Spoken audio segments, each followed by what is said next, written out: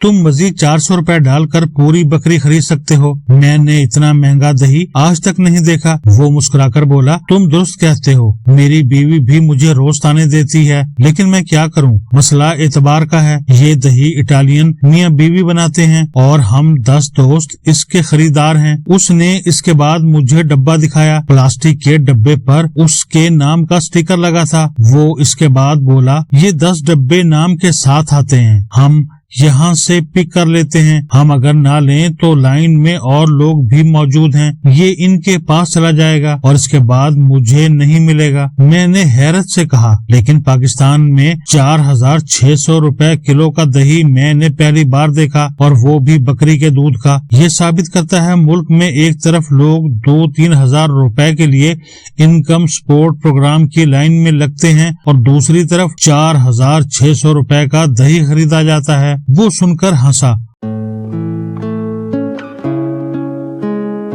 और बोला, ये फर्क दुनिया के हर कोने में है और हर दौर में रहता है। खुशहाल लोग जितने पैसों में एक वक्त का खाना खाते हैं, वो गरीब आदमी के पूरे महीने का बजट होता है। ये फर्क था, है और रहेगा, और अगर ये ना रहे तो फिर दुनिया में कोई शख्स तरक्की ना करे। वो रुक गया। मैंने उससे पूछा, इस दही में आखिर ऐसी कौन सी चीज है जिसकी वजह से ये महंगा है? वो हंसकर बोला, मैंने तुम्हें बताया, ये इटालियन मियां बीवी बनाते हैं। ये इटली से पाकिस्तान आए, लाहौर में छोटी सी फैक्ट्री लगाई, बकरियों और गायों का दूध जमा करते हैं, इनका दही जमाते हैं, इसे ग्रीक योगर्ट में तब्दील करते हैं और अपने चंद दर्जन ग्राहकों को भिजवा देते हैं। वो रुक गए। मैंने अर्ज किया, लेकिन दही तो दही होता है, दूध भी दूध होता है। बकरियां इटालियन को देखकर दूध तो नहीं बदलती। दही जमाने का तरीका भी एक है, इटालियन जमाएं या पाकिस्तानी। लिहाजा आप 300 रुपए किलो का दही छोड़कर 4600 रुपए किलो में क्यों खरीद रहे हैं? हाजी बशीरावान से सस्ता और ताज़ा दही क्यों नहीं लेते? उसने कहा लगाया और बोला, मैं खाने पीने के मामले में किसी हाजी और पाकिस्तानी पर एतबार नहीं करता। गोरा खाक कितना ही बेईमान क्यों ना हो जाए, ये कम से कम खुराक और अद्वियात में गड़बड़ नहीं करेगा। उसने अगर पैकेट पर गोट मिल्क लिख दिया तो फिर इसके अंदर वाकई गोट मिल्क होगा, उसकी डिस्प्रिन भी डिस्प्रिन ही होगी। वो खामोश हो गया। मैंने बहस के लिए मुंह खोला, लेकिन फिर खामोश हो गया। वो बात दुरुस्त कर रहा था। मैं मुद्दत से बिजनेस सेशन कर रहा हूँ। हम इनमें लोगों को बिजनेस की ट्रेनिंग देते हैं। हमारे हर सेशन में कोई न कोई साहब अपनी कामयाबी की कहानी सुनाते हुए ये जरूर बताते हैं, हमारे वालिद ने हमें ईमानदारी की वसीयत की थी। हमें उन्होंने वक्त की पाबंदी, जुबान के भरम, पूरा तोलने और खालिस अशिया बेचने का दर्स दिया था, और आज अल्हम्दुलिल्लाह हम तरक्की कर रहे हैं, वगैरह वगैरह। मैं उसके जवाब में अर्ज करता हूँ, भाई,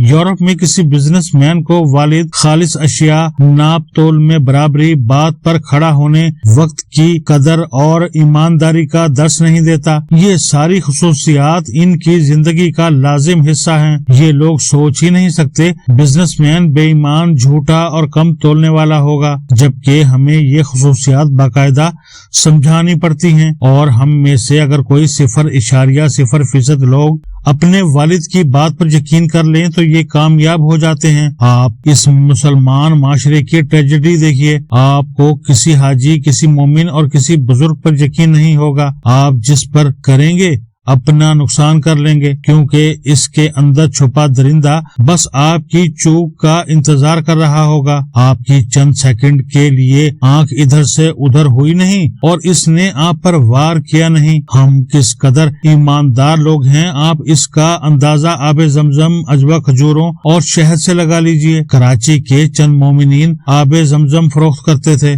तहकीक के बाद मालूम हुआ उन्होंने कराची में आबे जमजम का प्लांट लगाया हुआ था। टैंकर के पानी से बोतल भरते थे और फिर उसमें तबर्रुकन 3-4 कतरे आबे जमजम मिला देते थे और आबे जमजम तैयार। पाकिस्तान में इसी तरह शक्कर की खजूरों को केमिकल में डालकर अजवा भी बना दिया जाता है। आप लोकल अजवा खाकर देखें, आपके मुंह और जुबान पर छाले निकल आएंगे। ये इस केमिकल का कमाल होगा जिसके जरिए खालिस अजवा तख्लीक की जाती है। आप इसी तरह किसी शहद फरोश के पास चले जाएं, आपको वहाँ पेड़ तक दाढ़ी और माथे पर मेहराब नजर आएगा, लेकिन शहद ये घर में तख्लीक करेंगे और इसमें یہ شہد کی مکھی کو کسی قسم کی تکلیف نہیں دیں گے۔ میں کافی لور ہوں، لیکن میں نے کافی مکمل طور پر چھوڑ دی۔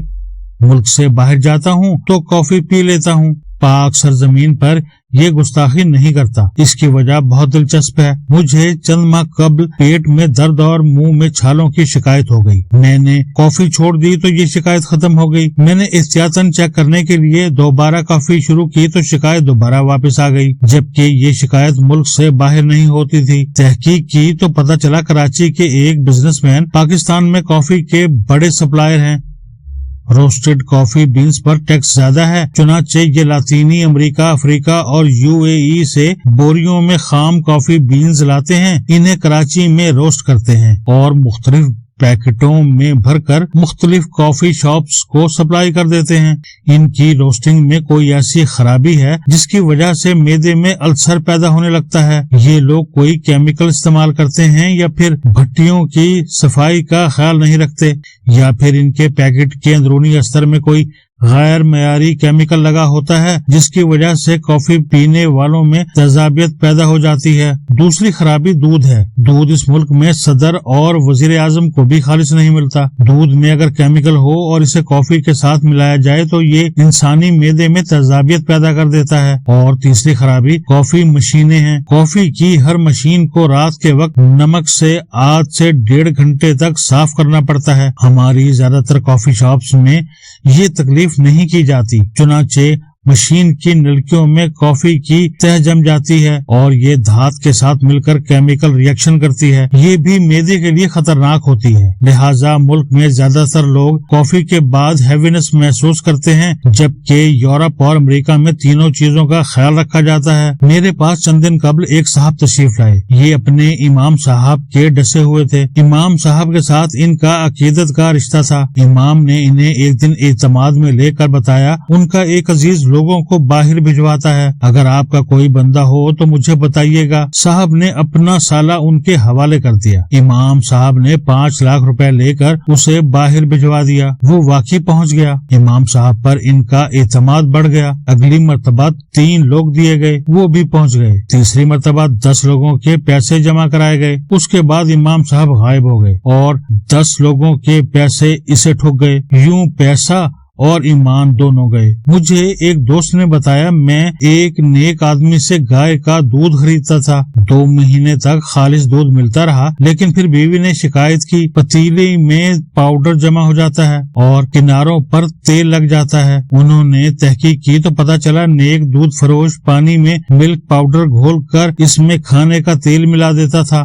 اور بالائی پیدا کرنے کے لیے اس میں چائنا کا کیمیکل ملا دیتا تھا۔ یوں خالص دودھ تیار ہو جاتا تھا۔ وہ صاحب اگلے دن دودھ لے کر نیک آدمی کے گھر پہنچ گئے۔ گھر والوں نے بتایا، مولوی صاحب نماز کے لیے مسجد گئے ہوئے ہیں۔ وہ دودھ کی بالٹی لے کر مسجد پہنچ گئے اور اس کے بعد نیک آدمی کی نیکی پوری مسجد کے سامنے کھول دی۔ مسجد میں انہیں نیا تجربہ ہوا۔ لوگ نیک آدمی کی مذمت کے بجائے انہیں سمجھانے میں مصروف ہو گئے۔ آدھے نمازیوں کا کہنا تھا، آپ کو کم از کم مسجد کا احترام کرنا چاہیے تھا، جبکہ آدھے فرما رہے تھے، چھڈو جی چھڈو، جانے دیں، دل بڑا رکھیں، برداشت کریں، اللہ کے نزدیک برداشت اور وسعت قلبی کا بہت بڑا مقام ہے۔ وہ صاحب دودھ کی بالٹی مسجد میں رکھ کر واپس آ گئے۔ میں نے سوچا، جس ملک میں یہ صورتحال ہو، اس میں یہ بیچارہ پاکستانی بکری کا پاکستانی دہی اٹالین سے کیوں نہ خریدے۔